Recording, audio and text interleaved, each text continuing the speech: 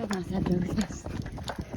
今日はなんだっけ、台風が来るからって朝から雨かと思ったら今はちょっとだけ混ざるくらいなので、思ってたよりも降らないかもしれない。